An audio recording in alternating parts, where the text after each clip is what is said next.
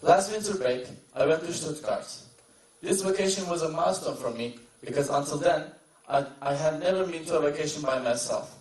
I wanted to explore the city, the food, the culture, and the museums. So, I went to Museum of Art Stuttgart.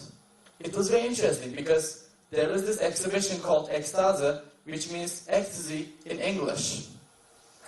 At first, I found this topic a bit controversial, but then I thought to myself, I was in Germany.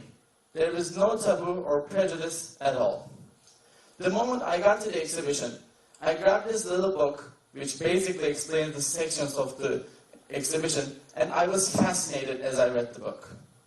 Ecstasy, or we may call it the borderline experience of one's mind, could actually be induced by various types of intense emotional moments. These can be, for example, sports events, concerts, religiously intense moments, or politically motivated events. It seems a bit complex to define this experience, but I think that we can understand it by learning its effects on people, along with the issue of ecstasy, and how it appears on us, teenagers. The starting point of emotional ecstasy in our culture is the ancient Greece. In ancient Greece, borderline experience was an elementary feature of the Dionysian cult. Dionysus, Greek god of intoxication, madness, and the dissolution of boundaries, was regularly celebrated at festivals. Among the most important testimonies to the cult is the drama The Bacchae by Euripides.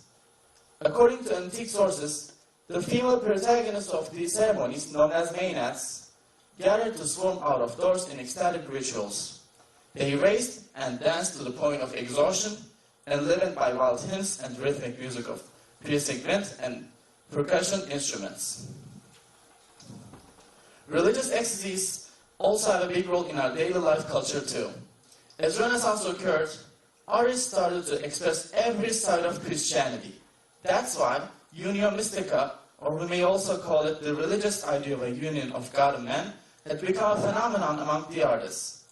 During a religious ecstasy, either a person's consciousness is torn from the body by a higher force, or the higher force enters a person's consciousness and takes full possession of it. French artist Jean Benner's ecstasy is one of the purest examples to religious ecstasy. Take a look. Covered in a simple white robe, with hands folded over her chest, the person being portrayed is alone with herself and God, no angel standing by her side, and the space surrounding her reminds of a simple monk's cell. She is clearly in a religious borderline.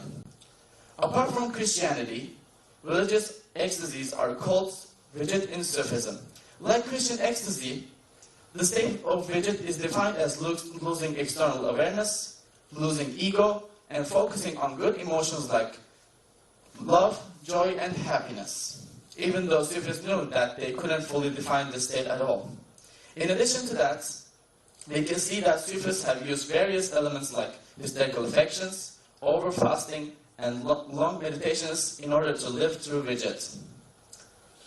Another important culture borderline experience is sports events. Think that you're in the moment that the ball goes through the basket and it's the match point.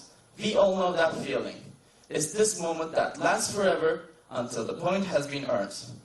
From the perspective of the athletes, we can see that it's harder, because the feeling of a big loss or victory makes the athlete live that moment for a long time too. Dance is also one of the most intense borderline experiences we have because the senses are penetrated by high sound music and very active movements are performed during the dance. For borderline experiences induced by dancing, examples are endless. Tribal dances, gospels, whirling dervishes, these are all related to religious ecstasy. And there is also the dance ecstasy that teenagers mostly experience in concerts by high sound music. We can show the importance of the dance amongst other borderline experiences with French philosopher Pierre Teilhard de Chardin's theme, "We're not human beings having a spiritual experience, but rather spiritual beings having a human experience." With the coda, dance just reminds us.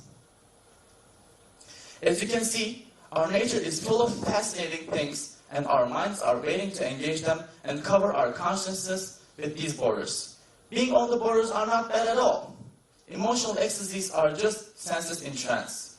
In addition, these borders have a big role in our culture in terms of religion. What I mean is, we shouldn't have prejudice on something that we don't really know and can't explain well. Taboo on emotions and decisions are, I think, the biggest problem of our society these days. Don't be afraid of being on the borders. Borders are the things that keep our lives alive. Thank you.